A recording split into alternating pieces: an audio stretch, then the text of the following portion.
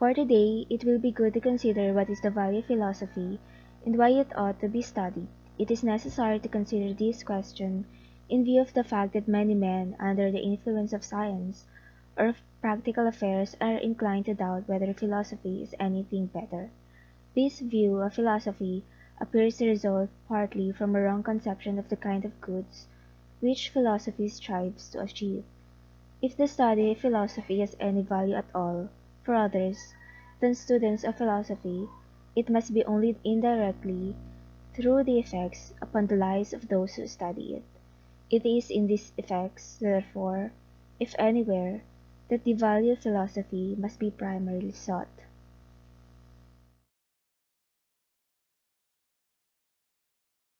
Bertrand Russell, who was born into a line of progressive British politicians, and so from an early age felt that he too must be engaged in the betterment of society.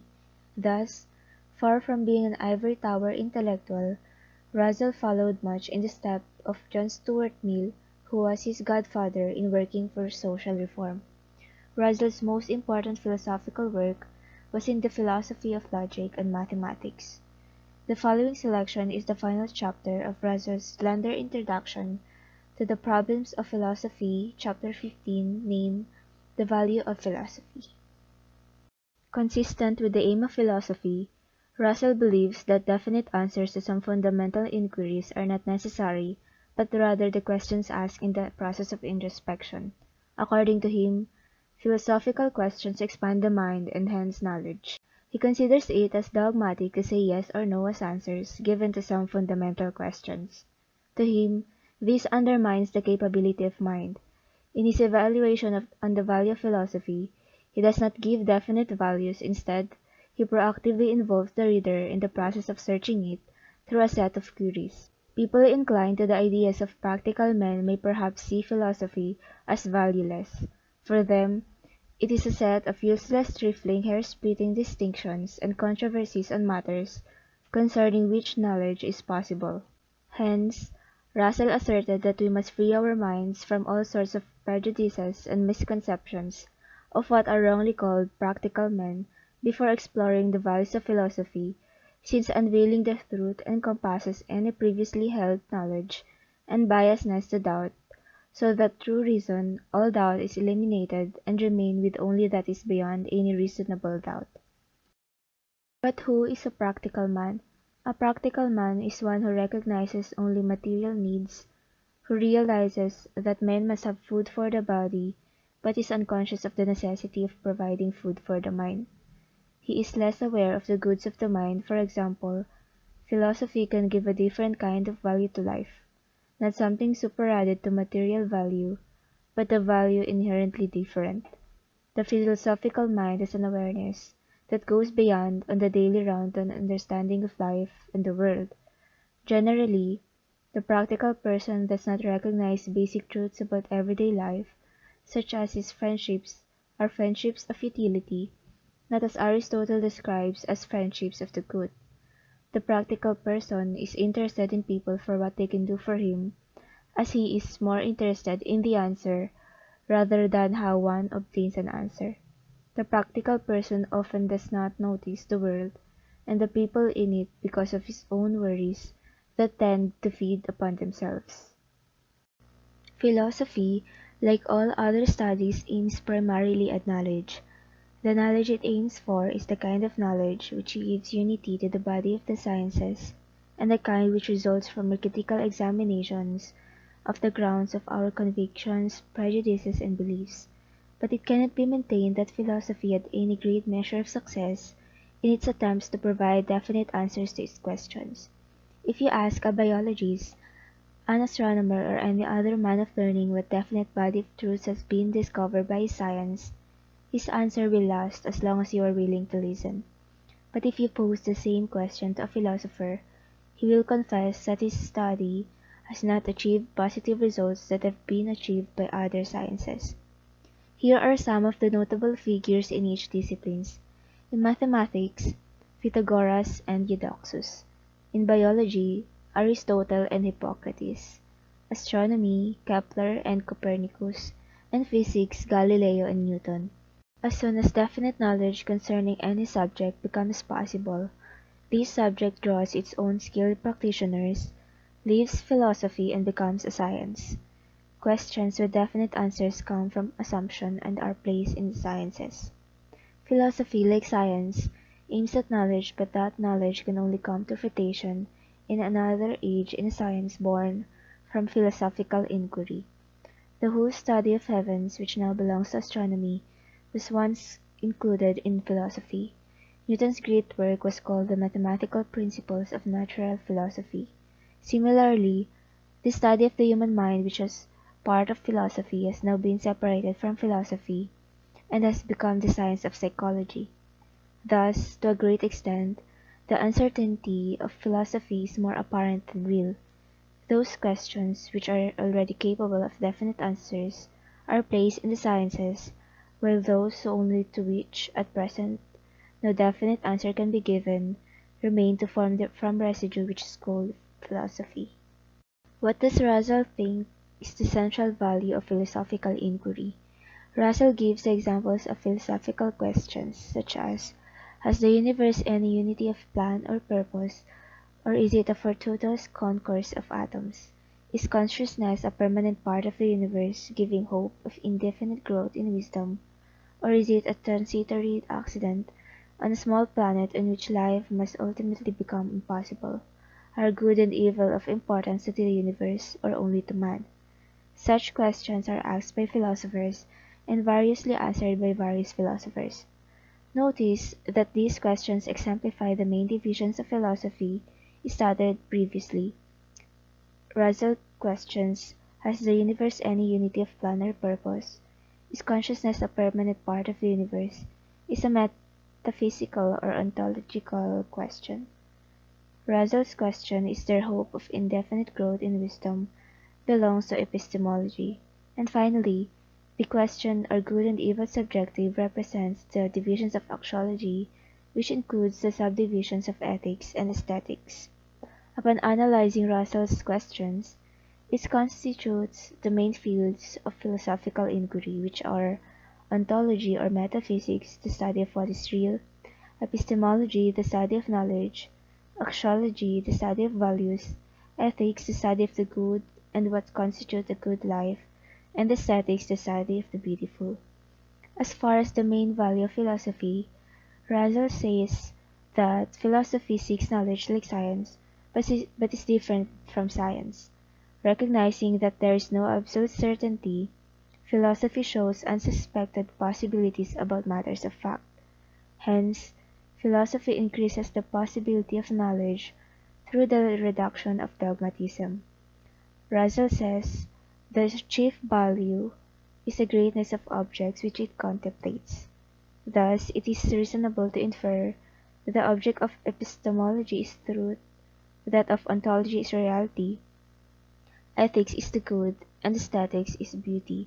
Thus, philosophy gives freedom from narrow and practical aims as an escape from the daily round. As Russell puts it, we cannot therefore include as part of the value of philosophy any definite set of answers to such questions. Hence, once more, the value of philosophy must not depend upon any supposed body of definitely ascertainable knowledge to be acquired by those who study it.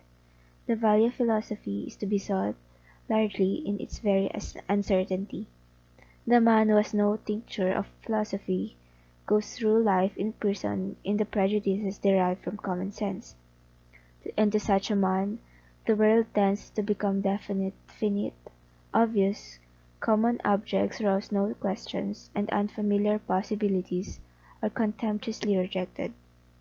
And as soon as we begin to philosophize, we find that even the most everyday things leads to problems to which only very incomplete answers can be given. Philosophy, though unable to tell us certain true answer to the doubts which it raises, is able to suggest many possibilities which enlarge our thoughts. Thus, while diminishing our feeling of certainty as to what things are, it greatly increases our knowledge as to what they may be. Apart from its utility in showing unsuspected possibilities, philosophy has a value, perhaps its chief value, through the greatness of the objects which it contemplates, is the freedom from narrow and personal aims resulting from this contemplation.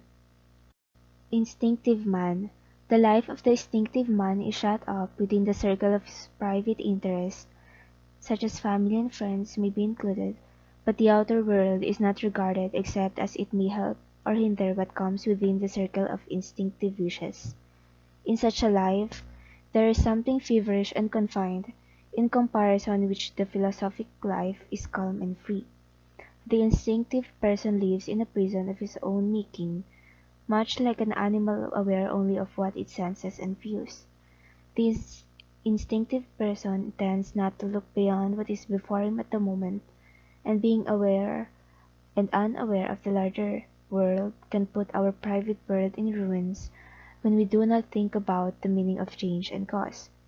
Unless we can enlarge our interest to include the outer world, we remain like a garrison in a beleaguered fortress, knowing that the enemy prevents escape and that ultimate surrender is inevitable. And in such a life there is no peace, but a constant strife between the insistence of desire and the powerlessness of will. In one way or another, if our life is to be great and free, you must escape this prison and this strife. Enlargement of self. Philosophic contemplation does not, in its widest survey, divide the universe into two hostile camps, friends and foes. Instead, it views the whole impartially. Philosophic contemplation, when it is true, does not aim at proving that the rest of the universe is akin to man. All acquisition of knowledge is an enlargement of the self, but this enlargement is best attained when it is not directly sought. Enlargement of self is Russell's expression for the person of liberal culture, wide interests, reflection, understanding, and self-motivation. It is obtained when the desire for knowledge alone is operative by a study which does not wish in advance that its object should have this or that character, but adapts the self to the characters which it finds in its objects. Enlargement of self takes an objective view to escape from the instinctive circle of the daily round. When you see yourself as a process, you see yourself developing as you will be. For example, why are beginners afraid to make mistakes? After all, if one did not make mistakes, one would not be a beginner. Do not define yourself in reaction to what others say you must do. Pursue an interest for its own sake, not what it can do for you. Recognize that there are many possibilities for solutions, not just the pragmatic or dogmatic right or wrong dichotomy. Being motivated to seek knowledge leads to a richer view of the world. This enlargement of the self is not obtained when we try to show that the world is so similar to this self that knowledge of it is possible without any admission of what seems alien. The desire to prove this is a form of self-assertion, and like all self-assertion, it is an obstacle to the growth of self which it desires and of which the self knows that it is capable. True philosophic contemplation. The true philosophic contemplation, on the contrary, finds its satisfaction in every enlargement of the not self, in everything that magnifies the objects contemplated, and thereby the subject contemplating. Impartiality in contemplation is the pure desire for truth, is the very same quality of mind which, in action, is justice, and in emotion is that universal love which can be given to all, and not only to those who are judged useful or admirable. Thus, contemplation enlarges not only the subjects of our thoughts, but also the subjects of our actions and our affections.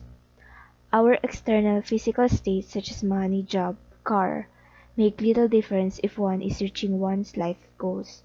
The main concern may be happiness versus misery, rather than a question of being an auto mechanic or a corporation executive. The philosophic mind is open and not judgmental. Such a person does not expect other people or situations to change just to fit what that person wants in order for that person to be happy. The philosophic mind has the recognition that it could be wrong in any situation.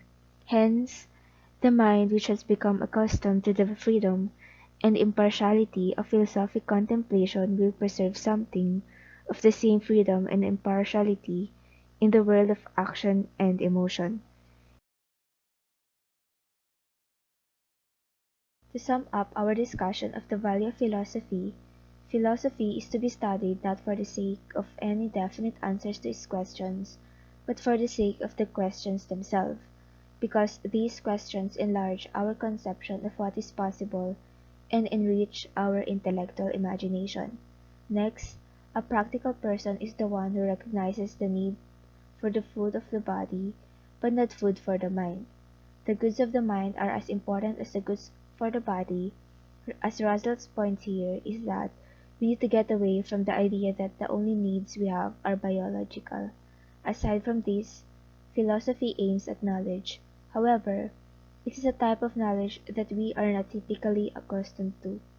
It is a kind of knowledge that gives order to the other sciences and critically evaluates our beliefs and prejudices.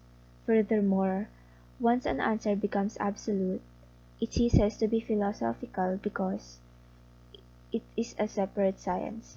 For example, the study of the heavens used to be a point of inquiry in philosophy, but now it has moved to astronomy. Finally, philosophical inquiry is possible to eliminate prejudice, dogmatic lines of thought, and maintain curiosity and allow us to think into what may be rather what already is. It also enlarges our world perspective and experiences. Thus, even if we cannot have definite answers, the inquiry itself is important.